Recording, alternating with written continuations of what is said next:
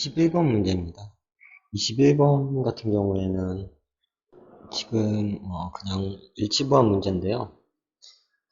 여기 보시면 가도라 한다, 뭐 봉도라 한다, 뭐 벽제라고 했으며 이런 말들이 있습니다.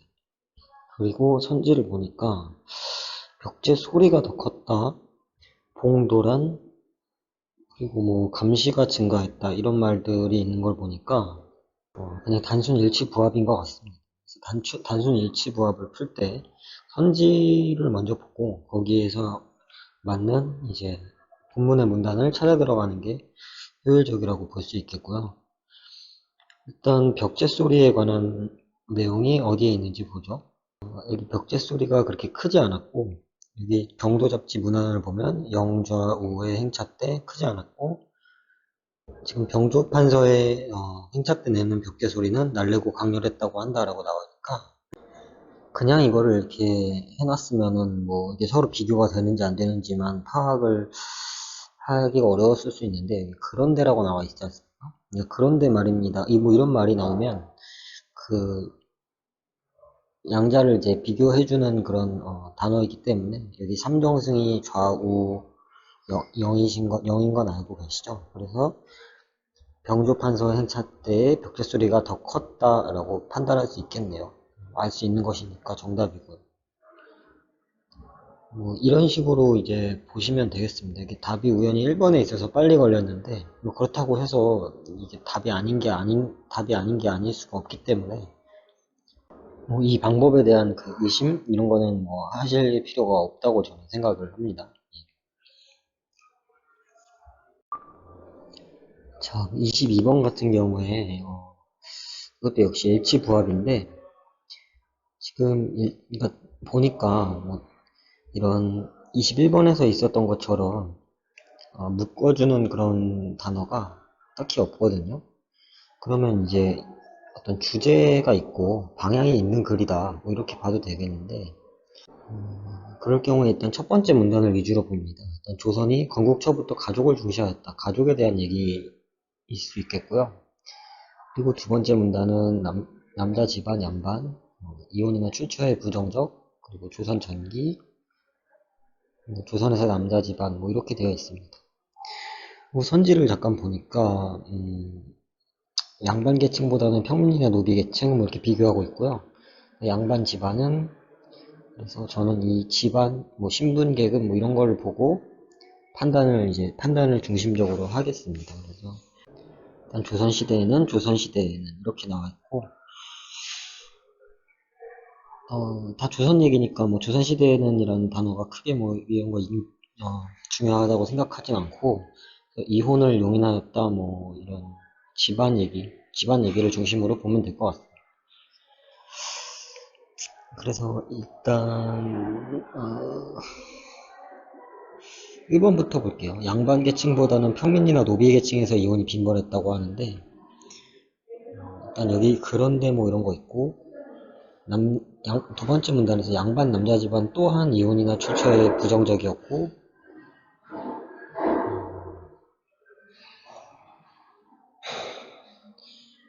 예, 쭉 보니까 평민이나 노비 계층에 대한 얘기가 없고 그냥 전반적으로 양반 얘기이기 때문에 1번은 알 수 있다고 생각하지 않고요. 그냥 2번 볼게요. 적처란 얘기죠. 적처를 쫓아내기보다는 현실적인 이유에서 결혼을 유지하였다. 자, 이게 제가 지금 쑥 스kim하면서도 이제 읽을 수 있는 게 첫 문장이 가족을 중시하였다잖아요. 그리고 마지막 문장은 조선의 부부들이 상황에 적응하는 쪽으로 노력을 기울였다니까 지금 전반적으로 이 주제가 이혼이나 이런 거에 대해서 조선시대에 뭐 어떤 일을 가지고 어떤 관습을 보였는지 뭐 이런 얘기인 것 같습니다.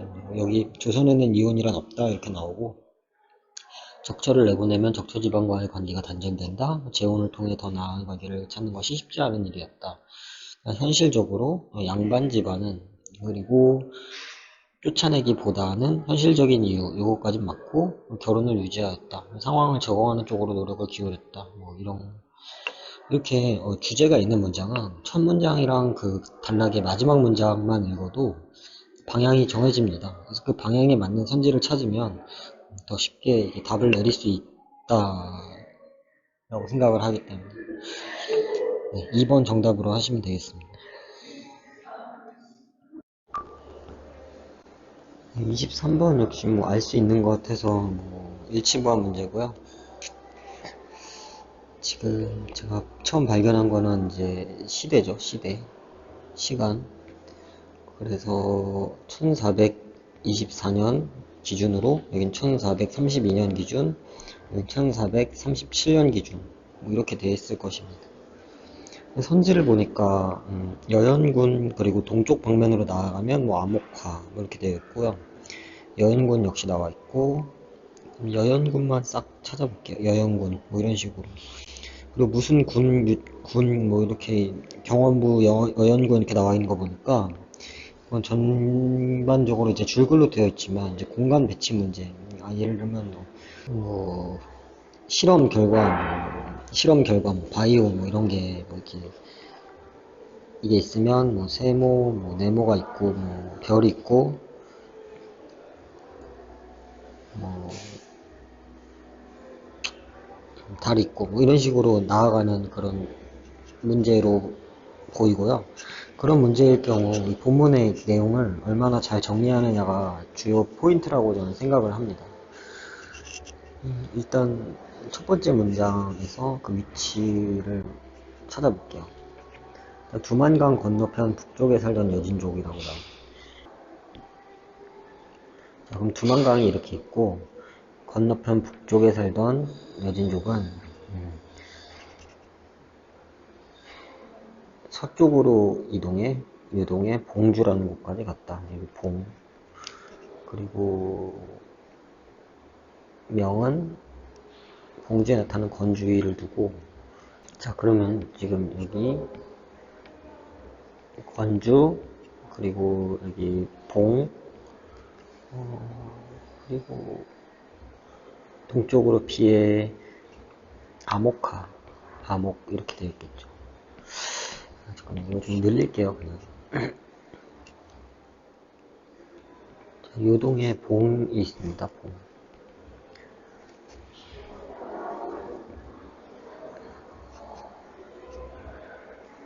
동쪽에, 그래서 여기 건주 설치하니까 동쪽에 암옥하 이렇게 되어 있습니다. 그럼 압록강이 이렇게 있으면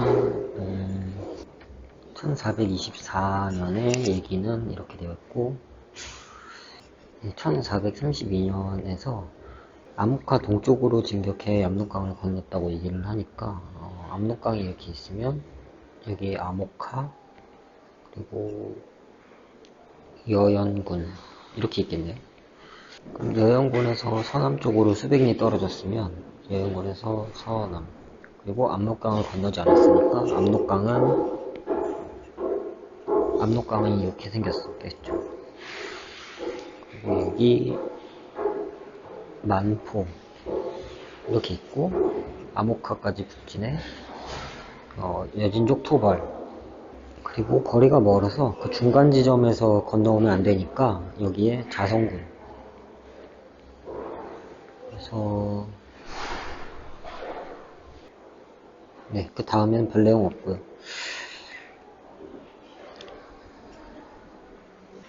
여기가 이제 1432년의 내용이고 1437년의 내용은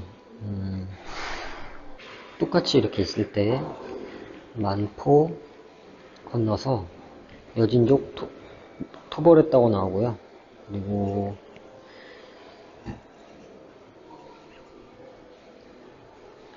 여연 자성 여기 중간에 우에 설치했고, 그리고 동남쪽에 멀리 떨어진 곳 여기 무창 이렇게 돼 있겠네요. 그래서 사군이라고 불리는 것은 여연, 무창,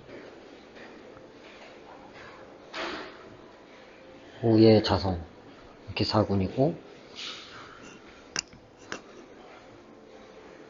그래서 이제 사군이라는 걸 언급했던 이제 5번 선지를 보면 사군 중 하나인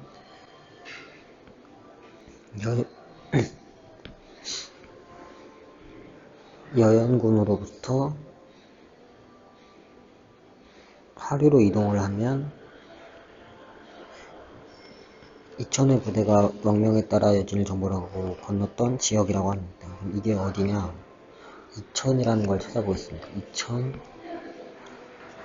여기 이천, 만포에서 건넜죠? 만포에서. 그 왕명을 따랐네요.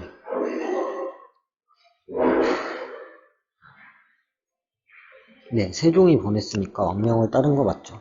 왕명에 따라 여진을 정벌하고자 건넜던 지역, 만포에 이를 수 있다. 그래서 5번 정답.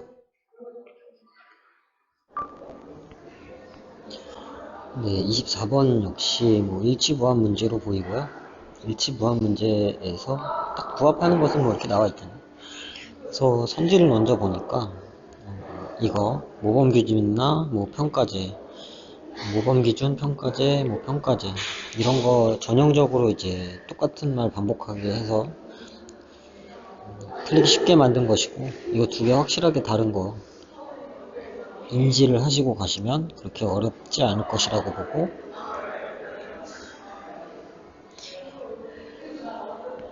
자 여기도 모범기준, 그리고 모범기준, 평가제 뭐 이렇게 나와 있고, 여기만 좀 다르게 나옵니다. 미국에서는 민간기관인, 그리고 뉴욕주 소방청 뭐 이런 식으로 다르게 나옵니다.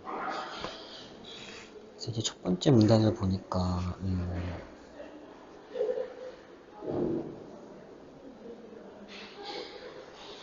자, 건축 모범 기준과 그리고 안전평가 그리고 위험평가 이렇게 구분된다고 역시 나눠주고 있죠. 그리고 이 모범 기준과 안전평가는 어쩌고 저쩌고 나오죠. 그리고 위험은 조금 다른 기준을 적용하고요. 자, 그럼 그 세 가지를 모두 다루고 있는 2번 선지. 모범 기준, 안전, 위험도 모두 설계 시공 단계에서 안전을 확보하는 수단이라고 나오는데, 지금 이 앞에 두 개는 계획 및 시공이잖아요. 그래서 설계 지침으로 적용되면, 즉 모두 설계 시공 단계에서 안전을 확보하는 수단이라고 알 수 없죠. 왜냐면 위험도 평가제까지 확인 사살을 보면 유지 및 관리 단계에서 위험도 관리를 위해 활용된다고 나오기 때문에,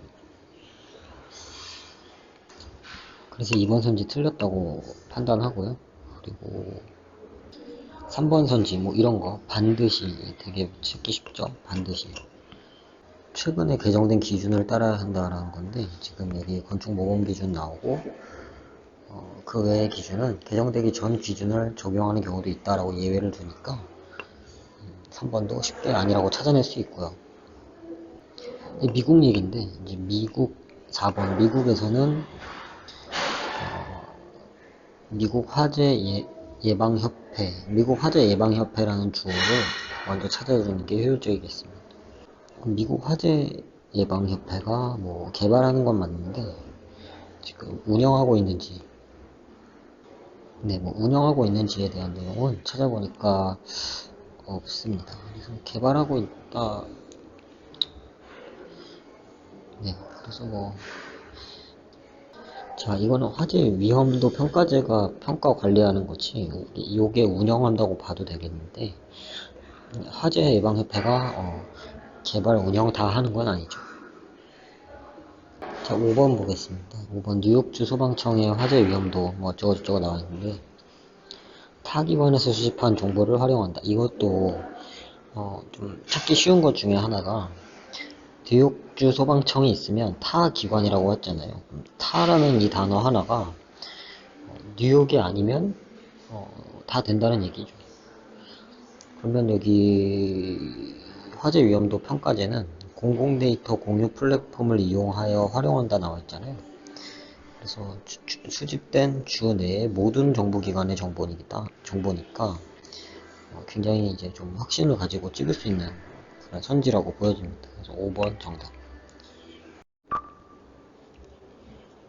예, 25번 같은 경우에 이제 역시 일치부합 문제인데요. 이게 일단 선지를 먼저 볼게요.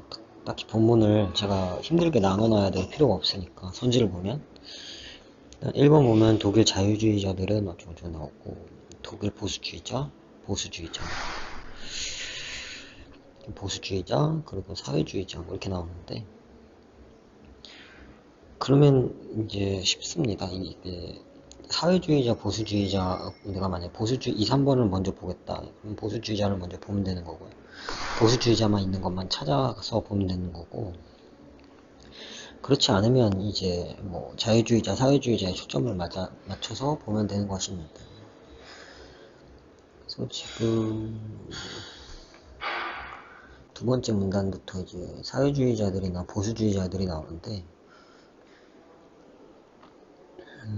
반면 자유주의자들이 소극적이었다. 자유주의자들 그리고 뭐 쭉 나와 있는 자유주의자에 대한 내용만 쭉 나와 있는. 그럼 자유주의자들부터 볼게요. 자유주의자들 1번 선지 보시면 구율 정책에는 반대했지만 개인적 자선 활동에는 찬성하였다라고 나옵니다. 그러면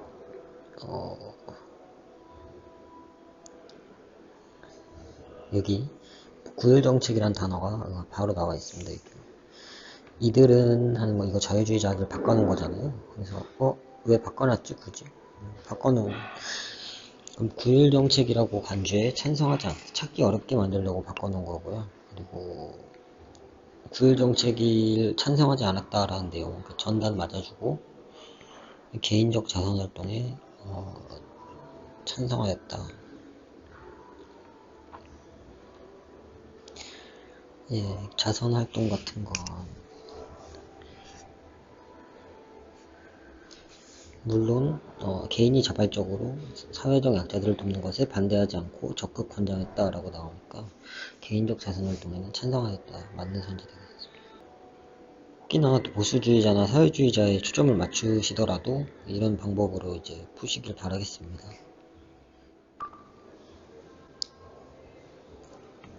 26번 일단 뭐 ADR 뭐 이런 단어로 겁을 주고 있는데요.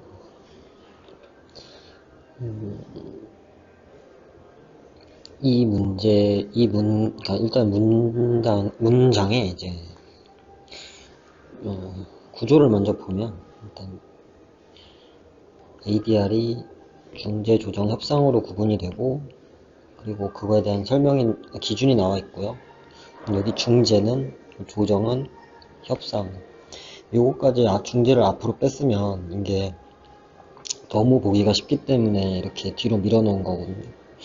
그래서 우리로 하여금 미련하게 이걸 다 읽게끔 만드는 겁니다. 그래서 이 포인트는 중재 조정 협상에 있다 이렇게 보시고 그렇게 선지를 보니까 1번은 중재는 2번 협상, 협상은 중재나 조정보다 4번은 뭐 알선은 협상보다 뭐 이렇게 나오잖아요. 그래서 역시나 내가 예상했던 대로 문단을 나눠놓은 것과 이제 선지가 대응된다, 서로 대응된다 이렇게 보고요. 그래서 뭐부터 볼까라고 봤을 때 일단 가장 많이 들어가 있는 협상을 먼저 보는 방법이 있고, 그다음 중재를 먼저 보는 방법이 있는데 뭐 이런 건 그냥 뭐 미신인지 아닌지 뭐 저 잘 모르겠지만 일단 전에 답이 1번이었기 때문에 저는 2, 3, 4, 5 중에 확률이 더 높을 거라고 생각하고 그중에 많이 얘기를 하고 있는 협상부터 보겠습니다. 협상의 특징입니다. 자기저 증권의 정도가 가장 크고요. 그리고 뭐 해결안이 마련되기도 하고 가장 이상적이고 그러나 사회 정의를 실현하는 측면에서 만족도가 다양하다 뭐 이렇게 나옵니다. 2번 협상은 제3자의 개입 정도가 가장 낮으므로 이렇게 나옵니다. 그러면 예, 뭐 제3자의 관여가 없다라고 나오니까 낮은 거 맞죠? 그리고 사법적 통제가 가장 낮게 이루어진다라고 나와 있는데 분쟁 당사자가 자율적으로 분쟁을 해결한다는 점이긴 하죠. 사법적 통제에 대한 얘기는 뭐 저희가 알 수가 없어요. 이것만 봐서는. 그렇기 때문에 일단 세모로 밀어놓고 3번 같은 경우에 협상이 시간이 가장 짧은 분쟁 해결 수단이다 라고 나오는데, 상식적으로 조정이 가장 짧을 것 같죠. 하지만 일단 이 시간을 보시면 역시 여기도 뭐 나와 있지 않습니다. 그래서 일단 뭐 세모 알 수 있는 것을 고르라고 하기 때문에 일단 굳이 뭐 지금 협상에 대해서 얘기를 하지 않았는데 뒤져서 막 찾고 이런 행동은 안 하는 게 좋을 것 같고요. 확실한 것만 찾아내면 되니까요. 알 수 있는 것을. 그러니까 4번 보시면 알선은 협상보다 자기결정권의 정도가 크다라고 나옵니다. 그러니까 협상에서 자기결정권의 정도가 가장 크기 때문에 4번은 확실히 알 수 없는 것이라고 판단하시면 되겠고, 5번 자기결정권의 정도가 가장 큰 것이 사회정의에 충분히 기여하는 것은 아니다라고 나옵니다. 이것도 말 바꿔 놓은 이유가 있죠. 가장 큰 것, 이거는 협상입니다. 협상 대놓고 주면 쉬우니까 이렇게 바꾸는 것이고요. 그리고 사회정의 실현에 충분히 기여하는지의 여부. 자, 맨 마지막 문단에 사회정의를 실현하는 측면에서 미흡한 점이 있다고 충분히 얘기를 해줬고요.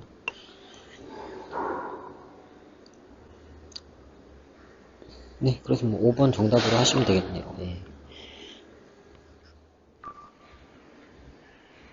자, 27번 뭐 출연할 수 있는 것 이렇게 얘기하고요. 일단 길이가 길고 보기는 짧기 때문에 보기에서 뭘 봐야 되는지 봅니다. 일단 도덕법, 그리고 자연법, 그리고 뭐 신해법 이렇게 나와 있습니다. 기억 먼저 봐서 도덕법 먼저 찾으면은 이렇게 내려오면서 그냥 도덕법만 찾지 말고 이때 법률에는 정의로운 법과 불의한 법률 두 가지가 있다고 합니다. 그럼 정, 불 이렇게 나와 있고, 차이가 무엇입니까? 쭉 내려보면 둘 다 뭐 모든 사람에게 적용되는 규약이라고 합니다. 모두 사람 이렇게. 하지만 정의로운 법률은 신해법, 그리고 도덕법, 이게 도덕법이죠. 그럼 기억, 도덕법에 해당한다라는 겁니다. 인간의 성품을 고양하는 법률인지, 즉 신해법이 인간의 성품을 고양하는 것인지 보면, 이렇게 보시면 여기에 인간의 성품을 고양하는 법률은 정의롭습니다. 그럼 이 라인 따라서 정의로운 법률, 즉 신해법, 도덕법. 그래서 기억은 맞다고 보면 되는 거고요. 그리고 니은 자연법입니다. 근데 자연법에 대한 건 아직 나오지 않았습니다. 그래서 자연법 니은 보시면 여기 있네요. 여기 자연법에 기원한 것이 아니라고 합니다. 근데 사람끼리의 규약은 자연법에 기원한 것이 아니라고, 그것이라고 대변을 해주면서 자연법에 기원한 것이 아니라고 하니까 사람끼리의 규약에 해당하는 법률이 자연법이 아닌 건 맞습니다. 디귿 인종차별적 내용을 포함하지 않는 모든 법률이라고 합니다. 그게 신해법에 해당한다고 하고요. 인종차별에 대한 얘기가 뭐 나왔는지 보시면 여기 있습니다. 인종차별을 허용하는 것은 모두 불의한 것인데 라고 나오니까 지금 이것도 논리적인 조심 뭐 이런 단어가 있네요. 조심해야 됩니다. 일단 인종차별은 이 불의한 법에 해당하는 것이고, 근데 지금 묻고 있는 것은 이걸 포함하지 않는 모든 게 신해법인지 라고 얘기합니다. 그러니까 정의로운 법과 불의한 법이 있는데, 인종차별 같은 경우에는 불의한 법 중에 하나의 속성이잖아요. 그래서 뭐 우리가 만약에 정의로운 법, 불의한 법 이렇게 해서 불의한 것이 아니면 다 정의로운 것이냐 이런 식으로 판단을 유도하는 건데, 불의한 법 안에 인종차별법이 있는 거기 때문에 또 다른 불의한 법이면서 이것이 신해법이 신해법이 아니죠. 그래서 그럼 모든 법률이 신해법에 해당한다고 볼 수는 없겠습니다. 그래서 정답 3번 기억 니은 해주시면 되겠습니다. 네, 28번의 경우 일단 문단이 약 한 5개 정도로 나눠져 있는 것 같고요. 그리고 특이한 게 뭐 이런 거 보이네요. 100% 철, 뭐 910도, 1400도 이렇게 나와 있는데 뭐 딱히 뭐 큰 의미는 없는 것 같고, 왜냐면 선지에 그거를 받아주는 게 없기 때문에 처음에 이제 그 구분을 보겠습니다. 구분. 강도, 인성, 연성, 가단성, 그리고 이게 철, 그리고 또 뭐 순철이 있고 선철이 있고 이렇게 있습니다. 강이라는 게 있고.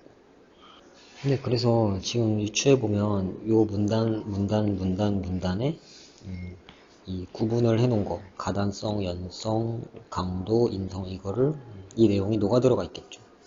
그래서 이런 구조구나라고 파악을 하고 선지로 와서 일단 1번 보겠습니다. 순철은 연성이 높기 때문에 온도에 의한 구조 변화와 수축 팽창이 쉽게 일어난다고 합니다. 그럼 여기서 쉽게 뭐 연성이라는 단어를 바로 줄 수도 있겠지만 일단 연성이 부드러운 정도를 의미한다고 합니다. 부드러운 정도에 해당하는 거를 이 순철의 문단에서 한번 여기 있습니다. 얇게 펼 수 있고 용접하고 싶고 부드럽다고 합니다.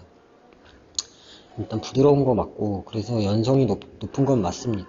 근데 그렇기 때문에 온도에 의한 구조 변화와 수축 팽창이 쉽게 일어나는지에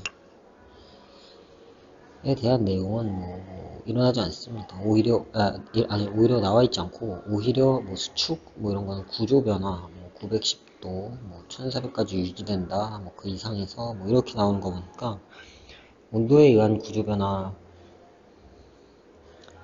뭐 일어나긴 하는데 뭐 쉽게 일어나는지 알 수 없고요. 수축 팽창도 그 마찬가지겠죠. 그래서 1번 틀렸다 이렇게 판단하시고, 또 이제 순철 나옵니다. 덜 질기고 외부 충격이 깨지지 않고 늘어나는 정도가 더 낮다 이렇게 나옵니다. 선철하고 비교하는 거죠. 그러니까 이 순철에 해당하는 두 번째 문단과 선철에 해당하는 세 번째 문단을 비교하게 되었습니다. 외부 충격에 깨지지 않고 늘어나는 정도는 가단성이고요. 그리고 질긴 정도, 인성, 가단성, 인성, 여기 인성, 가단성, 이 순철이 낮다 이렇게 보면 되겠습니다. 그럼 선철의 문장에서 찾아보면 여기 인성과 가단성 그대로 바꿔놨죠. 순철보다 낫다, 즉 선철이 더 낫다는 것이고, 그렇기 때문에 2번 틀렸다고 보시면 돼요. 3번은 이제 용선이 가지고 있는, 용선 처음 본 단어고요. 탄소의 양, 그리고 저탄소강이 가지고 있는 탄소의 양. 용선과 이제 저탄소강을 비교하는 겁니다. 저탄소강부터 빠르게 찾아보시면 여기 나와 있네요. 여기 강에 관한 거니까 저탄소강 나와 있겠고, 용선은 무엇인가요? 용선 하지만 나와 있고,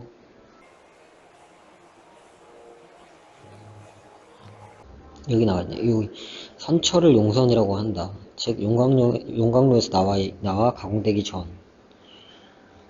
그럼 그 선철이 뭐 강이 만들어지는 그 재료고요.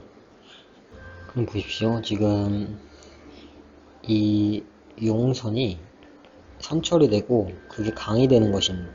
그럼 여기서 탄소 함유량이 어떻게 되는지 보시면 지금 선철을 제강로에 넣었을 때 탄소나 기타 성분이 제거되는 과정이 일어나잖아요. 그럼 탄소의 양은 이 오른쪽으로 갈수록 낮아진다고 봐야겠죠. 그 때문에 용선이 가지고 있는 탄소량이 더 많겠죠. 그 때문에 X. 4번 제강로에서 일어나는 정년 과정. 지금 방금 본 거고요. 선철의 인성과 가단성을 높인다라고 나와 있네요. 정년 과정에서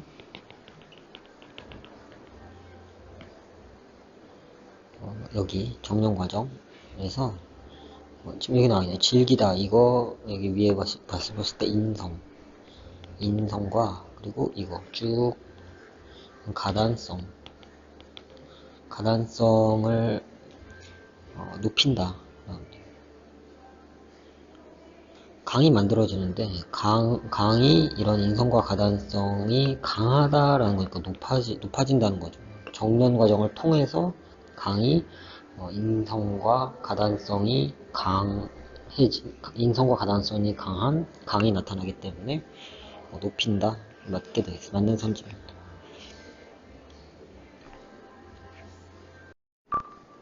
29, 30번입니다. 29번 같은 경우, 29, 30이 아니에요. 세트가 아니에요. 그냥 29번 볼게요. 출원할 수 있는 것은 이렇게 나와 있고, 기준 사례 나와 있습니다. 그래서, 기준으로는 첫째, 둘째, 셋째, 넷째. 이거는 이렇게 줬다는 건 이런 말입니다. 그냥 1번, 2번, 3번, 4번 이렇게 해놓고, 이거 뭐 국가의 거주지, 그리고 원래 이제 X국과 Y국 이렇게 있으면은 이거에 따라서 뭐 여기 배치가 되겠죠. 예를 들면 갑을 뭐 이런 식으로 병, 정, 뭐 이런 식으로 배치가 될 것인데, 그거를 이제 우리 보고 하라고 지금 기준을 이렇게 준 거기 때문에 그런 의도로 이해를 하시고, 그리고 사례가 있습니다. 사례는 이제 갑, 을, 병, 정 이렇게 있어서 역시나 우리가 이제 배치해야 되는 그런 문제라고 이제 보실 수 있겠습니다. 배치를 한번 해볼게요. 지금 현지를 보니까 Y국의 거주자인지 X국의 거주자인지 뭐 이렇게 되잖아요. 그래서 어, 지금 X국, Y국, Z국이 있고, 그 다음에 갑, 을, 병, 정 이렇게 있겠습니다. 자, 그리고 이제 기준을 어떻게 적용해야 되는지, 기준의 각 항목이 거주국이 결정될 때까지 첫째부터 적용하고, 해당하지 않으면 적용하지 않는다, 결정되면 고려하지 않는다라고 나옵니다. 일단 1번 기준부터 그냥 보는 겁니다. 소득을 얻는 국가 중 한 국가에만 영구적인 주소가 있는 경우 찾습니다. 일단 각, 한 국가에만 영구적인 주소가 있는지, 영구적인 주소 뭐 어느 나라에도 없다고 나오죠. 그리고 자, 유일하게 영구적인 주소를 가진 X국, 그리고 X국의 여기가 소득을 얻는 국가인지 X국에서 지금 소득을 얻는 국가 이게 나오지 않는데, 여기 나와 있네요, 위에. 그래서 여기 보시면 4명 모두 X와 Y에서만 소득을 얻는다. X랑 Y에서만 소득을 얻는다. 소득을 얻는 X국에서 지금 을이 영구적인 주소를 가지고 있으니까 첫 번째 기준에 해당하는 을이 X국 거주자라고 판단을 하십니다. 병 보겠습니다. X국과 Y국 각각 영구적인 한 국가에만 있는 거 아니죠? 그래서 병 패스. 그리고 정 같은 경우에는 Z국에만 영구적인 주소를 가지지만 아까 우리가 봤듯이 소득을 얻는 국가에서의 영구적인 주소를 갖는 것이 아니기 때문에 정도 역시 패스. 첫 번째 봤습니다. 둘째 시중 보겠습니다. 소득을 얻는 두 국가 모두의 영구적인 주소가 있는 경우, 아까 병 봤었죠? 병. 더 중요한 이해관계를 가지는 쪽 국가의 거주자를 더 중요한 이해관계, 여기 X국에 더 중요한 이해관계 가진다고 하니까 병 같은 경우에는 X국 국적자네요. 그러면 헷갈리니까 그냥 다 X 쳐버려요. 이렇게 결정이 되고 결정되면 고려하지 않으니까요. 자, 그럼 둘째도 봤고 셋째 보겠습니다. 어느 쪽에도 영구적인 주소가 없거나 어느 쪽 국가에도 더 중요한 이해관계를 가지지 않는, 저 이거 뒤에 거부터 볼게요. 어느 국가에도 더 중요한 이해관계를 가지지 않는 경우, 그럼 바로 이제 어느 쪽에도 더 중요한 이해를 가지지 않는다라고 나오니까 그 경우에는 1년에 50%를 초과하여 거주하는 국가의 거주자를 본다. 근데 정확히 50%씩 한대요. 골치 아프죠? 그러면 바로 넷째로 넘어갑니다. 소득을 얻는 두 국가 중 어느 쪽에도 통상적으로 거주하지 않는 경우 국적에 따라서, 그럼 Y국 국적자니까 정은 그냥 Y국 국적자겠네요. 그럼 이제 값만 결정하면 되겠네요. 그럼 X국에 더 중요한 이해관계를 가진다고 합니다. 그러면 어느 쪽에도 영구적인 주소가 없는 소득을 얻는 두 국가 중 여기에 해당하겠네요. 그렇기 때문에 1년에 3개월은 X국, 나머지는 3분의 1년 3분의 2인 9개월이 Y국 거주니까 갑은 Y국 거주자. 이렇게 정리를 해놓으면 확실하게 내가 답을 맞출 수 있다는 자신감이 막 붙습니다. 그래서 갑과 병은 거주국이 같다고 결정된다. 1번 보시면 갑과 병, 거주국 다르죠. 갑, 정중, 거주국이 결정되지 않는 사람이 있다. 없습니다. 그리고 갑, 정중, 국적이 Z국인 사람. 또 피곤하게 만드네요. Z, 여기 을이죠. 을. Y국의 결정자로 있는데, 을은 Y국 결정자 아니죠. 갑, 정중, Z국의 영구적인 주소를 가진 사람의 거주국. 이것도 피곤하네요. 영구적인 주소를 Z국에서 가진 사람.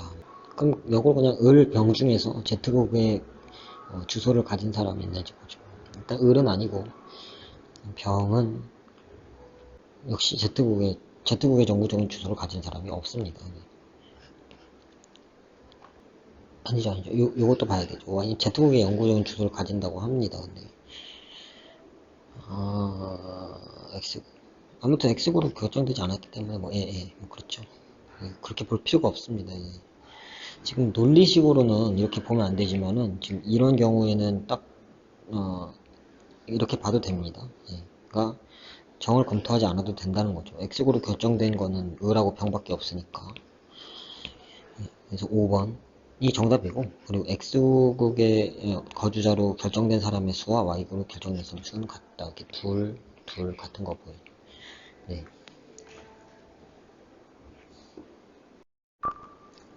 네, 30번은 갑, 병에 대한 분석으로 가장 적절한 것은 이렇게 나오고요. 아니, 지금 갑, 병이 맨 마지막에 이렇게 세 문단만 나와 있는데, 이 위에 있는 건 다 뭐란 말입니까? 지금 알 필요 없고요. 선지 가보니까,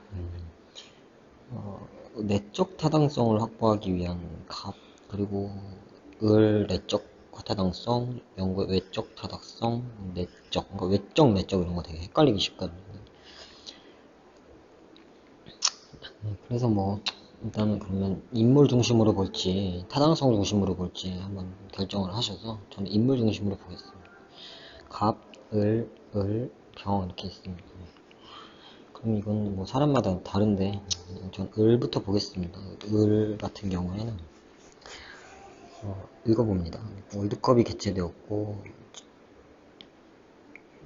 읽기보다는 그냥 분류만 해놓겠습니다. 이 요인이 이에 대한 비교 입장으로 검토해야 한다.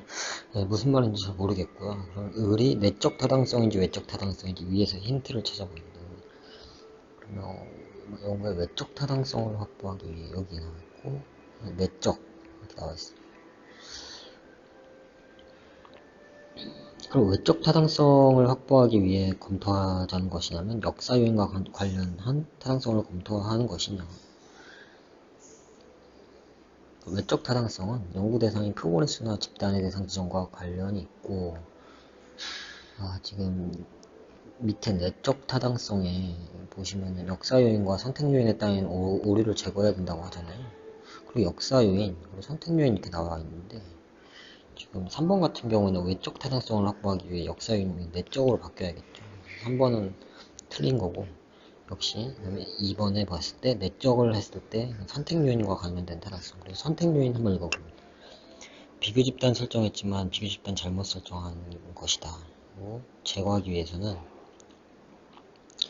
다른 조건들이 현저하게 차이가 나는 집단을 설정했는지 검토해야 된다라고 합니다.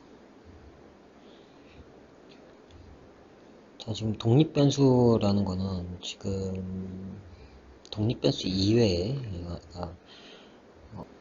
자, 지금 을 같은 경우에는 정책이 있습니다. 정책을 이제 적용을 했는데 여기 초등학교 그리고 정책을 하지 않은 초등학교 이렇게 해서 초등학교도 이제 비교 집단에 포함했는지 이제 검토를 해야 된다는 거잖아요. 근데 이거는 지금 그 선택 요인 같은 경우에는 다른 조건들이 현저하게 차이나는 집단, 그러니까 초등학교 아니야 다른 초등학교 정책의 여부가 아니라 초등학교 그 중고 집단에 따른 그런 어떤 선택 요인인지 봐야 된다는 얘기거든요. 그래서 이제 여기 선택 요인이 이게 틀렸다고 보시면 돼요. 을에 대한 검토 끝났고, 그리고 이제 병 보겠습니다. 병. 지금 내적 4번 보면 지금 본 거 선택 요인, 내적 타당성을 확보하기 위해 선택 요인과 관련된 타당성을 검토하자는 자, 그럼 이거죠. 바로 비교집단 설정했으나 적용되지 않은 초등학교 중 축구에 대한 관심도 수준이 현저히 차이나는 집단, 즉 정책 여부와 관련 없이 그 초등학교를 예를 들었으면 다른 초등학교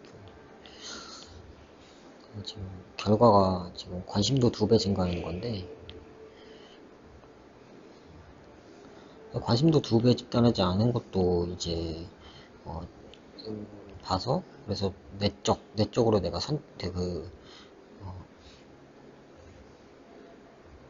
비교 집단을 좀 잘못 선정한 거 아닌 것인지 뭐 이런 것들을 봐야 된다는 얘기. 그렇기 때문에 지금 검토해야죠. 네, 네, 검토하자는 얘기죠. 초등학교 중 아까 얘기했던 거 지금 여기 이 얘기를 이렇게 보고 있는 겁니다. 그래서 이제 4번이 정답이 되겠습니다.